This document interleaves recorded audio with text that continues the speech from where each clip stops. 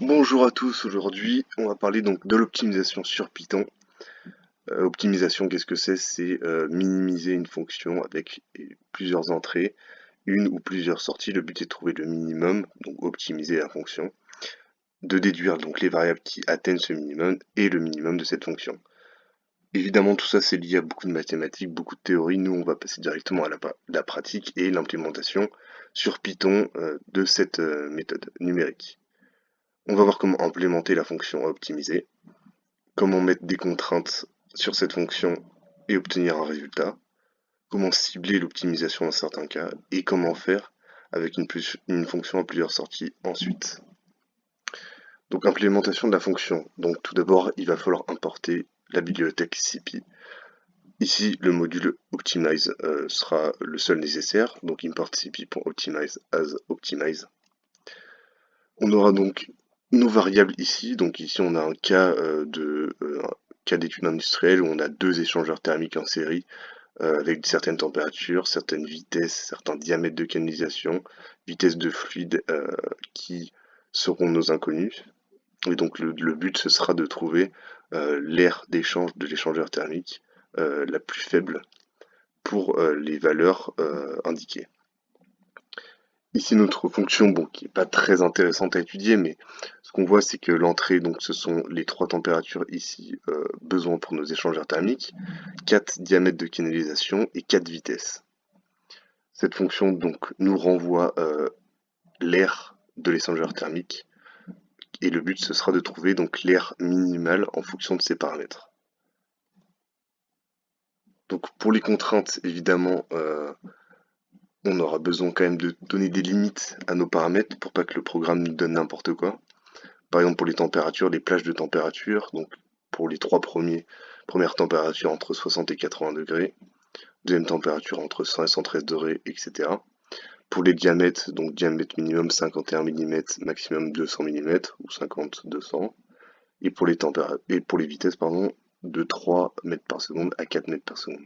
Ça c'est très important, sinon évidemment les paramètres vont être choisis de manière totalement aberrante si vous avez un calcul physique à réaliser. Il faut absolument donner des limites, donc ici les boundaries. Il nous faudra aussi un vecteur d'initialisation, donc vous pouvez mettre 1, 1, 1 à chaque fois, donc une liste de 1 correspondant au nombre de paramètres d'entrée de la fonction.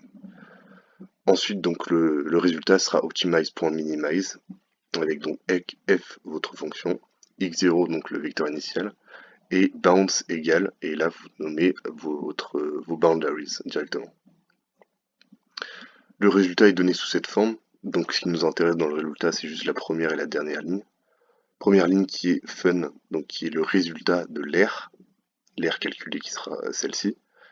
Et le dernier, ce sera donc x, ce sera donc une liste de tous les paramètres qui donnent cette aire en ayant l'aire minimale. Donc ici les trois premières températures sont 66 degrés, 100 degrés, 80 degrés. On a les diamètres 51, 50, 58 et 50, et les vitesses 3, 3, 4 et 3 mètres par seconde. Donc on voit par exemple ici qu'il a minimisé l'aire de l'échangeur thermique. Évidemment cette aire est très très faible et c'est impossible qu'on ait une aire aussi faible pour un échangeur thermique. On verra après comment y remédier. Pour avoir ces résultats, donc pour avoir la fenêtre ici, vous faites print res.fun, vous aurez donc directement la première ligne, une valeur que vous pouvez directement utiliser.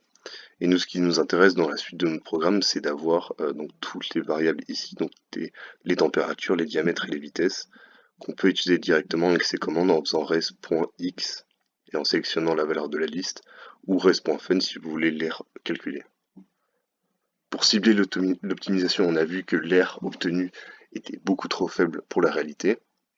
Ce qu'on peut faire, c'est demander à la fonction d'optimisation de nous renvoyer cette forme-là. Donc on prend la valeur absolue d'une certaine valeur numérique moins cette valeur-là.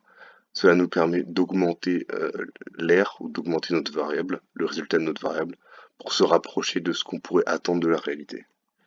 Ici par exemple, on obtient donc une aire de 0,39 m², ce qui est déjà là, quasiment ce qui reflète la réalité, qui est totalement possible, avec donc des valeurs de x différents. Mais cette fois-ci, on peut être quasi sûr que le résultat soit de cette forme-là. Si on a plusieurs sorties, là ça va être un peu plus compliqué, mais on peut utiliser la même méthode qu'avant.